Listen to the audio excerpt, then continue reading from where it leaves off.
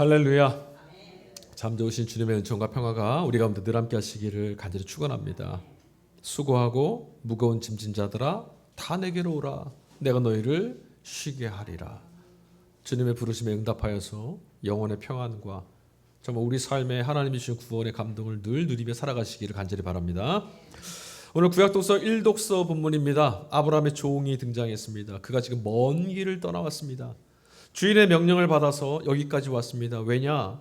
주인의 아들 아브라함의 아들 이삭의 아내를 구하려고 아브라함의 고향 땅인 하란 땅까지 왔습니다. 그는 우물가에 앉아서 이런 기도를 드렸습니다. 내가 이 성읍 사람들에게 사람의 딸들에게 물을 청할 때 그 딸이 나뿐만 아니라 내가 끌고 온 낙타에게도 물을 주겠다고 말한다면 그것이 바로 하나님의 뜻인 줄로 내가 받아들이겠습니다. 이게 무슨 말입니까? 하나님이 점지해 주시는 아브라함의 며느리감으로 내가 받아들이겠다. 그렇게 알겠다. 이 말이겠죠. 창세기 24장 오늘 기록된 이 본문의 말씀, 이 말씀을 읽고 우리들에게 다가오는 뭔가 마음이 좀 있죠. 익숙하다. 왜냐? 우리도 이런 표정이 있으면 또 저런 증상이 나타나면 이런 근거가 있으면 이거 하나님의 뜻으로 내가 받아들이겠다. 익숙한 우리들의 신앙의 모습이었기 때문입니다. 하나님 이렇게 해서 내가 바라는 이런 것들이 응답되면 하나님이 내게 응답해 주신 걸로 알겠습니다. 우리도 이런 식으로 신앙생활을 해왔죠. 이런 사람을 만나면 이런 일이 풀리면 이런 징조가 있으면 하나님의 응답, 하나님의 뜻으로 내가 받아들이겠습니다. 마음으로 조건을 걸었던 겁니다. 뭐 이렇게는 하진 않았다고 하더라도 뒤집어서 말해보면 이런 증빙, 이런 근거, 이런 현상들이 없어서 그런 일이 보이지 않아서 답답하고 안타까워서 힘겨워하고 지쳐했던 것만큼은 사실이지 않습니까? 그런데 이런 모습이 우리들만의 문제는 아니었던 것 같습니다. 성경 안에 이런 장면이 너무 많다라는 거예요. 구약 본문 사사기 말씀을 읽어보니까 이스라엘의 사사였던 기드온 그가 아예 드러내놓고 하나님께 증언, 하나님 내가 하나님의 뜻인 줄을 알 수 있는 근거를 좀 보여주십시오라고 물었습니다. 양털 한 움큼을 들고 이 양털이 이슬에 젖거든. 또 뒤집어서 다음번에는 이 양털만 마른다면 이거 하나님이 내게 나아가라 하시는 뜻으로 내가 알겠습니다. 또 있습니다. 사무엘상 28장 6절의 말씀에 가보니까 사울왕이 전쟁을 앞두고 나서 이걸 나가야 되는지 멈춰야 되는지 이길 수 있는지 질 것인지 자신이 없었어요. 그랬더니 이런 말씀이 나와요. 우림과 둠밈을 가지고 하나님의 답을 구하였지만 아무런 응답도 받지 못했다. 사울이 이상한 사람이어서가 아닙니다. 우림과 둠밈이 뭔지 아세요? 우림과 둠밈은 거룩한 흉패입니다. 제사장들이 차고 있던 도구예요. 그러니까 하나님의 뜻을 판별하기 위해서 하나님의 뜻이 무엇인지를 알기 위해서 제사장들이 우림과 둠밈이라고 하는 제비 같은 것들을 갖고 있었다는 거예요. 다시 말하면 고대의 신앙인들, 우리가 구약에서 읽는 이 사람 참 믿음이 있다, 믿음의 용사들이다 이렇게 말했던 그들이 하나님의 뜻이 무엇인지를 분별하기 위해서 하나님의 뜻이 무엇인지를 알기 위해서 이런 식으로 하나님의 뜻을 헤아렸다는 거죠. 조금 낯설게 보이지 않으십니까? 하나님이 직접 말씀하셔서 정말 확실하게 아는 것으로 응답했다고 생각했는데 그들은 제비도 뽑고 흉패를 가지고 이쪽에 나올까 저쪽에 나올까도 보면서 하나님의 뜻인지 아닌지를 분별했대요. 그나저나 하나님의 음성을 듣고 그분의 뜻을 헤아려 알기 위해서라고는 하지만 표정과 증거를 집착하는 우리 신앙의 행태를 우리가 뭘로 봐야 될까요? 믿음이 좋아서라고 볼 수 있겠습니까? 아니요, 그럴 수는 없습니다.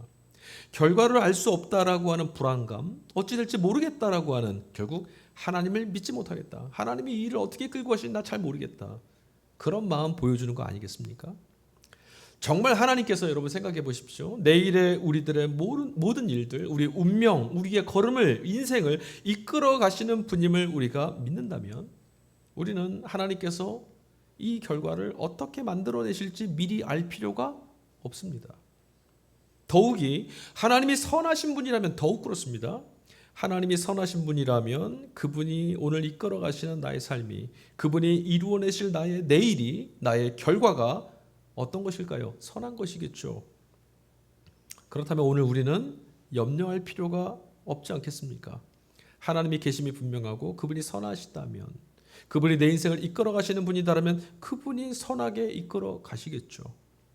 그럼에도 불구하고 우리는 알 수 없다라는 것, 내일을 알 수 없다라는 그 불안감에 사로잡혀 자꾸만 무너집니다. 이런 걸 보면 오늘 우리가 하나님이 얼마나 믿을 만한 분이신지, 우리가 하나님을 믿는다라고 말하는 것과 다른 거예요. 우리가 정말 내심으로 하나님이 얼마나 믿을 만한 분이신지를 전혀 실감하지 못하고 있는 것은 아닌가, 이런 의문이 들지 않을 수가 없습니다. 다시 창세기 본문으로 돌아가 볼게요. 자, 표면적으로만 읽으면 이 본문은요, 정말 하나님의 예비하심을 따라 이삭의 아내 아브라함의 며느리감을 얻게 됐다라고 하는, 하나님이 예비하셨다고 했던 우리 지난주 여호와 일에 이 말씀처럼 하나님이 예비하셔서 하나님의 뜻을 따라 그 아내를, 그 며느리를 잘 얻게 되었다라고 하는 아름다운 이야기죠. 그런데 한 겹 한 겹 말씀을 벗겨가면서 따라가다 보면 이 말씀이 쓰여져 있는 내용들, 이 이야기가 쓰여져 있는 과정 안에 확정되어 있는 것, 분명히 이런 일이 있을 거야라고 누구나 장담할 수 있는 그런 것이 아무것도 없었다라는 거예요. 그 누구도 이 다음 걸음이 어떻게 될지 아는 사람 하나도 없었습니다. 당황스럽지 않으십니까? 하나님이 이렇게 이끌어 가실 거라고 분명히 내가 믿습니다. 그래서 이렇게 걸어갔더니 이런 일이 있었습니다라고 우리가 예상을 했는데 본문의 말씀 보니까 그런 사람은 아무도 없었어요. 자, 생각해 볼까요? 아브라함의 종이 긴 여행을 떠났습니다. 그런데 그 긴 여행에도 불구하고 하란 땅에 도착해서 그가 리브가를 만나지 못했을 수도 있죠. 리브가가 그날 물을 길러 나오지 않았을 수도 있고요. 길이 어긋날 수 있었겠죠. 또한 마주치게 되었다고 하더라도 마실 물 좀 달라고 하는 낯선 이의 청을 리브가가 거절했을 수도 있어요. 충분히 있을 만한 일이죠. 여러분, 만약에 길을 지나시는데 한 번도 보지 못했던 생명부지의 사람이 건장한 청년이 들어서 물 좀 주십시오, 문 좀 열어주세요 하면 열어주시겠어요? 낙타에게 물을 주는 수고, 이건 더 말할 필요가 없죠. 그런 일 없을 수도 있습니다. 설령 이 모든 경우의 수들이 다 맞아 떨어져서 정말 리브가가 물을 주고 낙타에게도 물을 주는 일이 있어도 리브가의 아버지였던 부두엘이 딸을 내어주는 걸 거절할 수도 있어요. 그렇죠? 그리고 이렇게 만났던 여인이 정말 아브라함의 친족간에 있었던 사람이 아닐 수도 있습니다. 그리고 아버지가 허락하거나 강요한다고 하여도 당사자인 리브가가 나는 못 가겠습니다, 나는 이런 식의 결혼 못 하겠습니다, 완강하게 거부했으면 그만 아닙니까?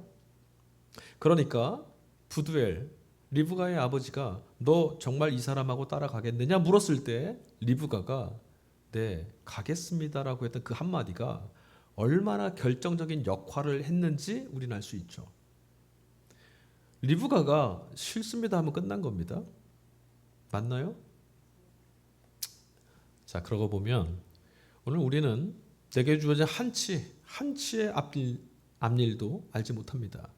한 걸음 앞에 무슨 일이 일어날지 여러분 아십니까? 여러분이 직면하고 해결해야 될 문제들과 사건들, 여러 가지 숙제들이 있습니다.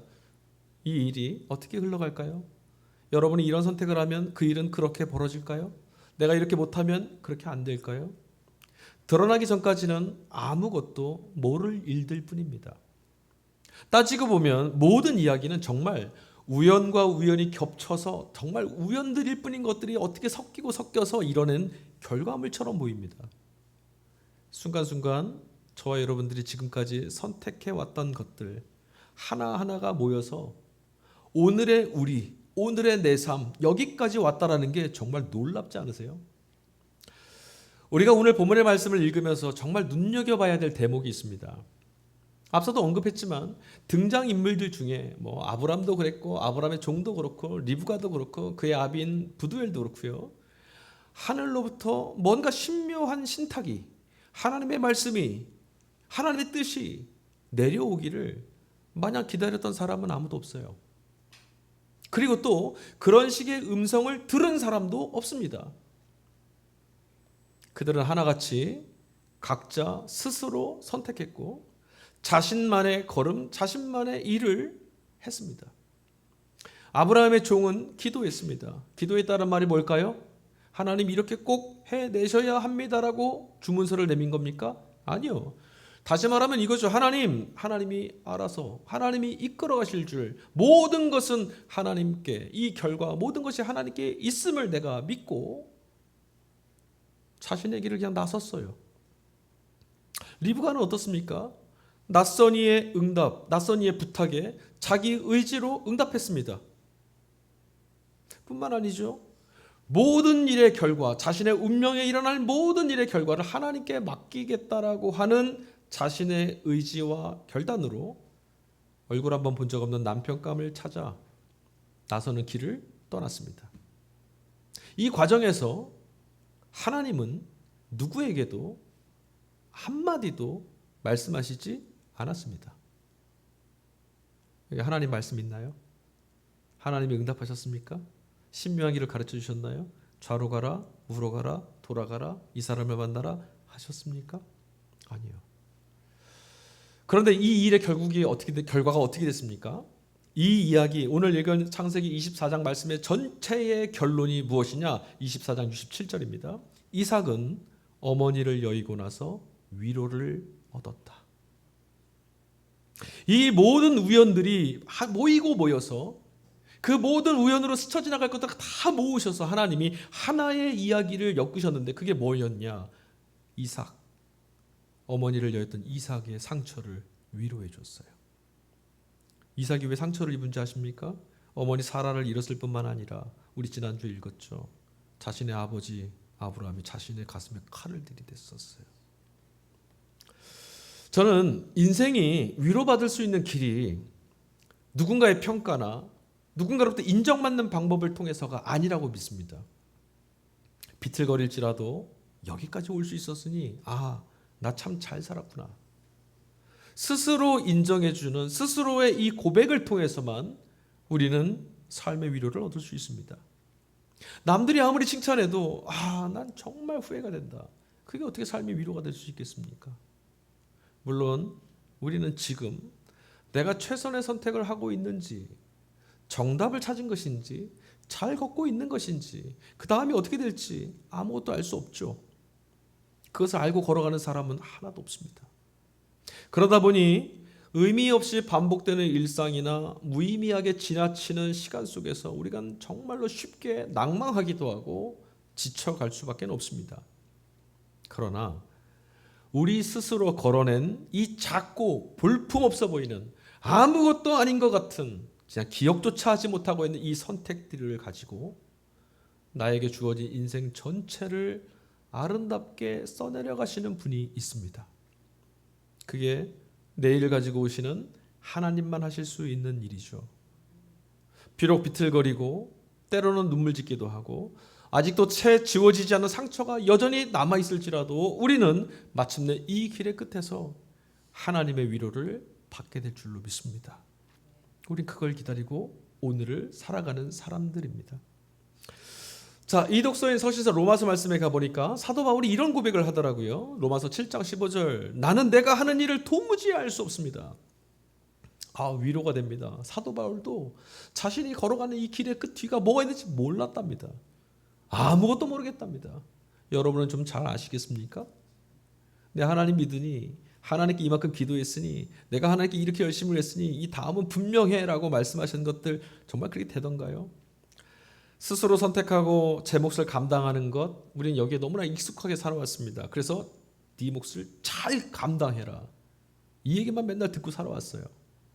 잘 해낼 수 있으리라고 생각했지만 뚜껑을 막상 열고 보면 절망했던 때가 몇 번이었습니까? 마음은 간절하지만 행동과 결과는 늘 반대 아니었습니까? 옳음이 무엇인지를 배워서 잘 알고 있으면서도 자꾸만 내 생각은, 내 선택은 그와는 관계없는 쪽으로 흘러간 적은 없습니까? 정의와 공의와 인애와 자비가 옳다는 걸 알지만 내 삶에 그런 것들이 얼마나 선택되었습니까? 약자를 돌보고 그들의 아픈 마음을 공감해줘야 되는 것이 마땅하다고 알지만 우리 또 얼마나 약자들을 조롱하고 함부로 해야 합니까? 예수님께로부터 하나님을 향한, 아버지를 향한 믿음이 무엇인지를 배웠지만 우리는 늘 염려했고, 예수님은 한날의 걱정은 그날의 족하다고, 염려하지 말라고, 두려워하지 말라고, 걱정하지 말라 하셨지만 우리가 얼마나 그런 걱정에 떨어졌습니까? 하나님을 알게 됐지만 세상에 우린 또 얼마나 많이 휘둘리고 있습니까? 그러니 내일에 대해서만큼은 정말 자신이 없는 게 우리 아니겠습니까? 이게 여러분 신앙이 미숙한 사람들, 믿음이 없는 사람들만의 이야기가 아닙니다. 사도 바울도 그랬다니까요. 바울은 이어서 말합니다. 7장 24절. 나는 비참한 사람입니다. 누가 이 죽음의 몸에서 나를 건져주겠습니까? 자신의 삶을 치열하게 들여다본 사람이라면, 그리고 어떻게 해서라든지 복음을 살아내려고 어찌해서든지 하나님을 믿으며 신뢰하며 오롯이 의연하게 살아가려고 몸부림쳐 본 사람이라면 누구나 이런 고백을 하지 않을 수가 없습니다. 안 된더라. 그러니 어쩌면 좋을까? 자신이 충분히 선해져야만, 내 믿음이 정말 이 분량을 잘 채워내야만 구원을 얻을 수 있지는 않을까? 근데 조급해지죠. 그런 식으로 자꾸만 할 수 없는 것들을 해내려고 하면, 왜 할 수 없는 거예요? 구원은 하나님이 하시는 거니까요. 근데 이걸 내가 하려고 자꾸 하다 보면 가식에 떨어질 수밖에 없고요. 그런 스스로에게 자꾸 실망하게 됩니다. 바울은 이 사실을 절실하게 깨달았던 거예요. 그래서 나는 비참하다라고 말한 거예요. 그런데 바울이 곧장 다음 고백을 하죠.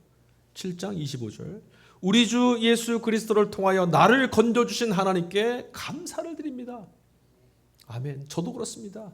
우리 주 예수 그리스도를 통하여, 당신의 그 아들을 통하여서 나를 구원하신 하나님께 정말 감사합니다. 두려움, 공포, 삶을 송두리째 무너뜨리는 죄와 죽음의 힘을 누가 거스르겠습니까? 능력 있으면 거스를 수 있습니까? 염려 걱정이 사라지든가요? 돈이 많으면 죽음의 힘을 멀리할 수 있겠습니까? 안 됩니다. 내일의 일을 장담할 수 있습니까? 안 되더라고요. 하루아침에 패망합니다. 그러나 이런 죽음의 힘을 거스를 수 있는, 염려와 근심과 절망과 걱정으로부터 벗어날 수 있는, 공포와 두려움을 벗어날 수 있는 가장 강력한 능력이 바로 바울의 이 고백 안에 담겨 있습니다.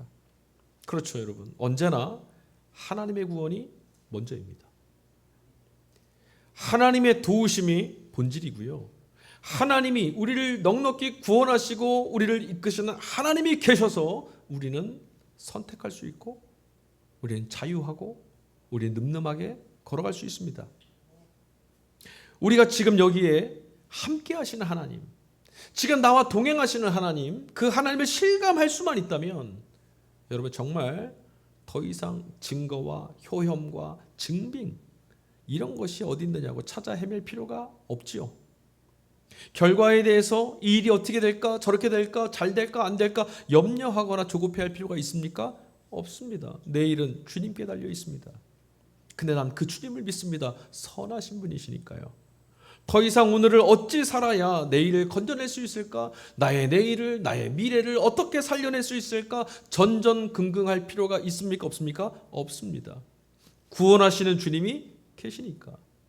상황과 여건, 그 어떤 조건도 우리를 강요할 수 없습니다. 그러니 그런 것들이 우리 안에 찾아와서 낭망하게 하고, 염려하게 하고, 근심하게 할 때, 아니 여러분, 우리가 그런 상황에 떨어져 있을 때마다 눈 똑바로 뜨시고 정신 차리셔야 됩니다. 구원은 하나님만 하실 수 있습니다. 우린 그 하나님을 믿습니다. 모든 일에 결국은 누구에 달려 있습니까? 주님께 달려 있습니다. 근데 그 주님을 여러분은 어떻게 믿고 계시는 거예요? 실수하실 분으로, 망하게 하실 분으로, 조건을 요구하고 대가를 요구하실 분으로? 아니요. 그분은 이미 입증하셨어요. 십자가의 죽음으로 우리에게 무엇을 입증하셨냐? 아무런 대가도 바라지 않고 누구라도 차별하지 않으시며 끝까지 구원해 내시는 분이라고. 그럼 여러분 하나님 믿으시면 됩니다. 그럼에도 불구하고 이런 진리의 말씀을 우리가 알게 됐고, 믿음의 이 길에 초대를 받아서 내가 믿음을 갖게 되었다고는 해도 여전히 내 몫으로 살아내지 못하고 있는 우리 아닙니까? 내게 주신 몫이라고 늠름하게 못 걸어가는 것 같아요. 이런 우리를 향하여서 주님께서 말씀하셨어요. 오늘 삼덕서 복음서 말씀입니다. 자, 마태복음 11장 17절. 우리가 너희에게 피리를 불어도 너희는 춤을 추지 않고, 우리가 곡을 해도 너희는 울지 않았다. 무슨 말씀일까요? 피리 소리, 장례가 벌어졌습니다. 초상이 났습니다. 피리 소리가 납니다. 그럼 어떻게 해야 됩니까? 같이 울어야겠죠. 축제가 벌어졌습니다. 피리 소리가 납니다. 어떻게 됩니까? 춤을 춰야겠죠. 그런데 피리 소리가 울리는데도 냉담합니다. 곡소리가 들리고 있는데도 같이 슬퍼할 생각이 없습니다. 가슴이 열리지 않습니다. 마음이 돌덩이처럼 차갑게 식은 사람들. 타인의 이야기에 전혀 공감하지 못하는 세대. 누군가 고통당하고 있는데 전혀 고통으로 느끼지 못하는 세대. 자식을 잃고 눈물을 흘리는 이들을 타박하는 세대. 함부로 죽음을 조롱하는 이들. 그런 세대를 향한 말씀이에요. 예수께서 지금 이들을 비난합니다. 그들이 누굽니까? 예수님 지금 누구를 비난하고 계실까요? 이 말씀에서 어떤 사람들을 비난하시는 걸까요? 말씀은 분명히 이렇게 써 있어요. 당시에 종교 지도자들, 그리고 스스로를 나는 꽤 지혜롭다고 여기는 사람들. 이들은 어떤 사람일까요? 오늘 이 말씀 준비하면서 가슴이 팍팍 답답해졌어요. 어쩌면 교회 안에서, 교회 밖을 향해 나는 하나님의 자녀다, 나는 구원받았다라고 자부하고 있는 우리는 아닐까. 오늘 우리는 교회력으로 성령 강림후 절기, 연중절기를 보내고 있습니다. 여러분, 이 기간 어떻게 보내고 계세요? 교회력을 늘 우리가 설교하고 교회력을 늘 가르쳐드리고 우리가 늘 말씀하고 있는데, 이 기간은 뭐 하는 기간일까요? 성령 강림 주간은 주님이 찾아오시고 성령이 부어져 세워진 주의 몸된 교회, 이 기간을 우리는 과연 세상 속에서 어떻게 살 것인가, 이거 질문해야 되는 시기예요. 우리는 교회인데, 성령이 우리와 함께 계시는데, 그런 우리가 이제 여기서 어떻게 살아야 되는 걸까? 우리가 살아가 있는 세상은 어떤 모습입니까? 여러분이 매주 직면하시는 세상은 어떤 모습이죠? 세상은요, 복음을 이해합니까? 이해하지 않습니다. 더 정확하게 말씀드리면 복음을 이해하려고 들지 않습니다. 무엇을 먹고 무엇을 마시고 무엇을 입고 어떻게 살아야 되는가, 여기에만 마음을 두고 그러다 보니까 속절없이 염려와 근심에 휘둘리면서 살아갑니다. 그러면서도 정작 우리를 자유케 해주는 복음이 손을 내미는데 그 손을 거절합니다. 죽음에 내몰린 채 살고 있으면서도 마치 죽음은 없는 것처럼 영생의 이야기를 비아냥거리고 조롱하죠. 여러분들의 영생에 얼마나 관심을 갖고 한 주를 사셨습니까? 마태복음 11장 25절, 예수님이 이런 기도를 하세요. 하나님 앞에 이 일을 지혜 있고 똑똑한 사람들에게는 감추시고 어린아이들에게는 드러내어 주셨습니다. 여러분들은 지혜 있고 똑똑한 분입니까? 미련하고 어리숙한 어린아이 같은 사람입니까? 아이러니하게도 주님은 이런 현실, 스스로 지혜 있다 여기고 나는 하나님의 백성이다라고 여겼던 종교 기득권자들, 하나님께 오히려 그들이 그렇게 하고 있으니 감사하다고 하셨어요. 근데 이 말씀 되게 섬뜩한 말씀이죠. 왜냐하면 그 사람들은 결단코 깨달을 수 없을 테니까요. 얼마나 무서운 말입니까? 그러면 뒤집어서 한번 말씀드려 볼게요. 여러분, 어린아이 같은 사람은 어떤 사람이겠습니까? 몇 차례 우리가 교회 설교하면서도 들어봤고 아마 근데 새까맣게 기억 못하실 거예요. 어린아이 같은 사람은 어떤 사람이죠? 무조건 믿는 사람? 무조건 순종하는 사람? 어떤 사람입니까? 근데 여러분 무조건 믿으십니까? 무조건 순종하시나요? 어떤 형편에 내몰려도 두려움과 염려와 걱정에 내몰리셔도 무조건 믿어서 두 발 뻗고 계십니까? 우리는 어린아이 같을까요? 아닐까요? 어떤 사람이 어린아이 같은 사람일까요? 잘 한번 생각해 보세요. 어린아이들이 놀이를 오늘 우리 그 아이들이 안 와갖고 참 아쉬운데, 직접 보시면 금방 알 수 있는데, 아이들은요 어른들 눈에는 정말 아무것도 아닌 거, 쓸모없는 거, 정말 이거 어지럽혀서 뒷정리나 해야 되고 뭔가를 만든다면 갖다 버려야 돼. 여러분, 아이들이 여러분께 흙으로 뭐 만들어서 갖다 주리면 선물이야 하면 어떻게 하세요? 금고에다 넣으시나요? 고마워 하고 버리잖아요. 쓸모없다고 생각하니까. 그런데 어른들 눈에는 정말 쓸모없는 건데 아이들은요 거기에 모든 걸 담습니다. 애들 놀이할 때만 보세요. 바닷가에 한번 데리고 가보시면요, 제일 정말 이해 안 되는 게 뭐냐면 흙을 열심히 싸서 성을 만듭니다. 집도 만들고 동물도 만들고 열심히 만들어요. 근데 어른인 여러분의 눈에는 어떻게 보입니까? 헛수고잖아요. 파도 한 번만 탁 치면 어떻게 되죠? 없어져요. 그래서 여러분들은 안 쌌죠. 아마 싸셔도 모래성 쌓기 전에 여기 골도 파고 뭣도 하고 준비도 해야 되고 이거 넘어오면 어떡하냐고 막 하실 겁니다. 근데 아이들은 열심히 흙을 퍼다가 쌉니다. 이거 집이야, 이거 내 방이야, 이거 엄마 방이야, 이거 아빠 방이야. 아이들은요 금세라도 파도에 씻겨나가 그 모래성을 땀 흘리면서 만들고요, 그거 만드는 동안은 밥 먹을 생각도 하지 않습니다. 그리고 좋아라 합니다. 뭐예요? 주어진 것에 최선을 다하고요, 내일을 끌어다 미리 염려하는 법이 없어요. 왜 그럴까요? 마치 뒷일은 맡겨놓기라도 한 것처럼 그들은 그냥 자기 앞에 있는 것만 합니다. 주어진 일에만 몰두하고 그것 때문에 기뻐합니다. 이게 아이들이죠. 우리는 어떻죠? 하나님이 지금 주신 것 그게 뭡니까? 우리가 하나님이 지금 내게 주신 하루 기뻤습니까? 거기에만 몰두하셨나요?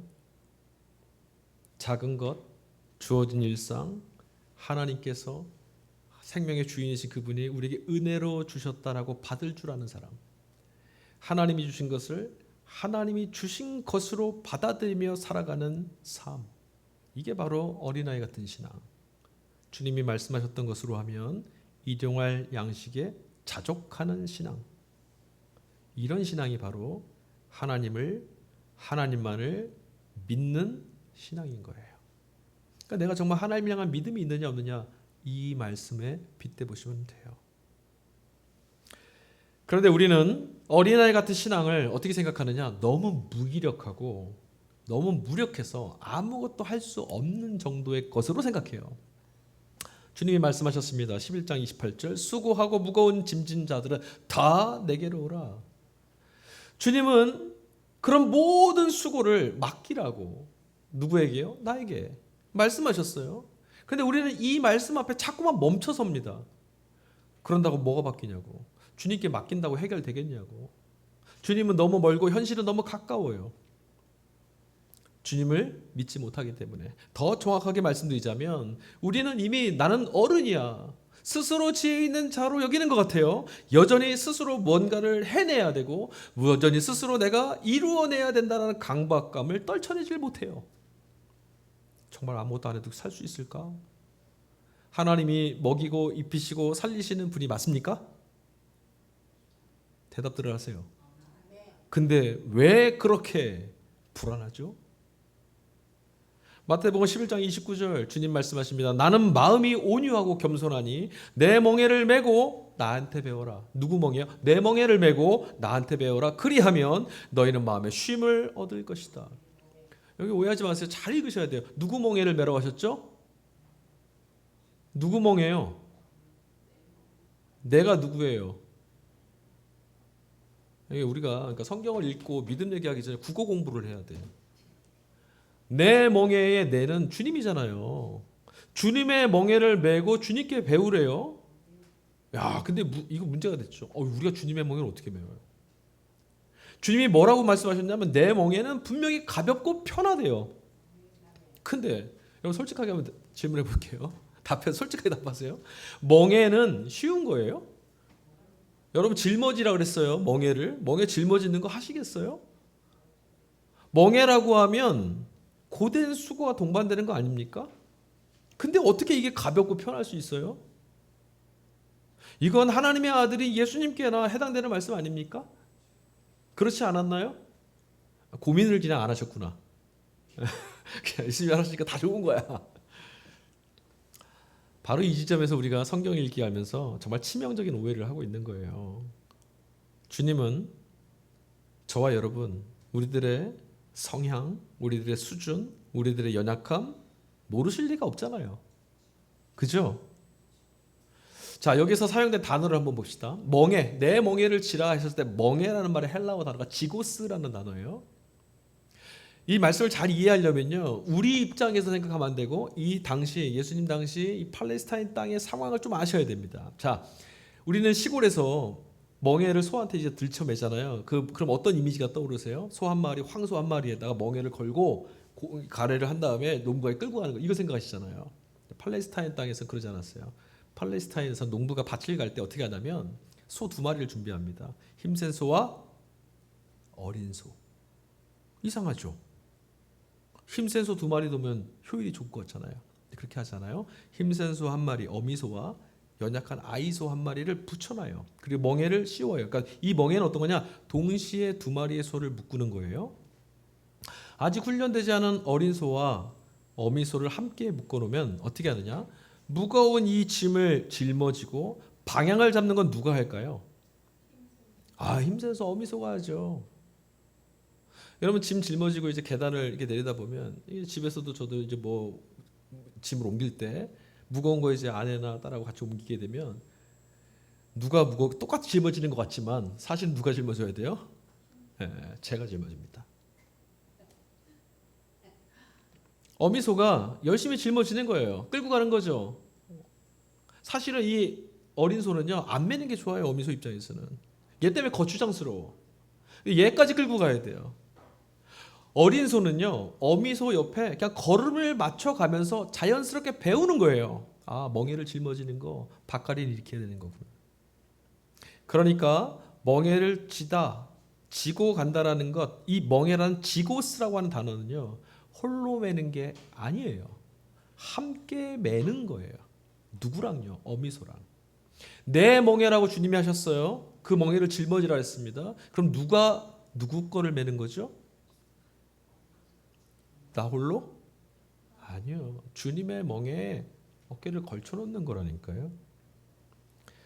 또 예수님 말씀하셨어요. 내 멍에는 편하다. 편하다고 하는 헬라어 단어가 크레스토스라는 단어예요. 친절하다, 자비롭다, 쉽다라는 말과 함께 이런 뜻도 있어요. 몸에 꼭 들어맞는다. 그러니까 이 말이 뭘까요? 내 멍에를 어쨌든 멍에를 짊어지라고 하는 이 말씀은요.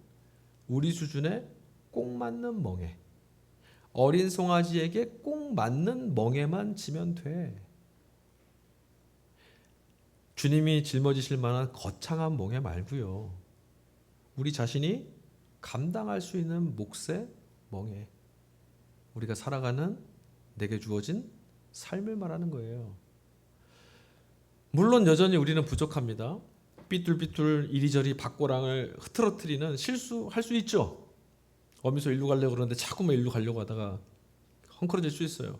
그러나 걱정할 필요 없습니다. 왜일까요? 멍에를 함께 짊어지고 가는 어미소가 이끌어갈 거니까요. 내가 비록 삐뚤어져도 다시 끌고 갈 테니까요. 홀로 십자가를 지셨고 죽음마저 깨뜨리셨으며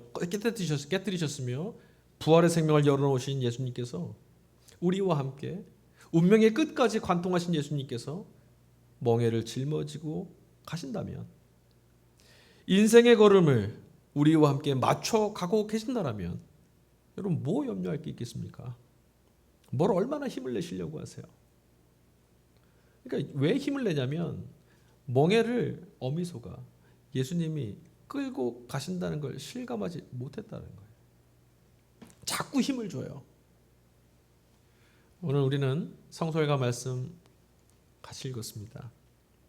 인생에 확정된 것이 하나도 없지만 믿음의 사람들은 어떻게 했냐? 모두 다 각자의 몫을 선택했고 각자에게 주어진 걸음을 그냥 걸었습니다. 신실하게. 회피하지 않았고 두려워하지 않았고 염려하지 않았습니다. 그냥 맡기고 걸었습니다. 하나님은 그런 선택들을 엮어서 이삭의 이야기를 들어보니 한 사람의 운명과 삶을 위로해 주셨더랍니다.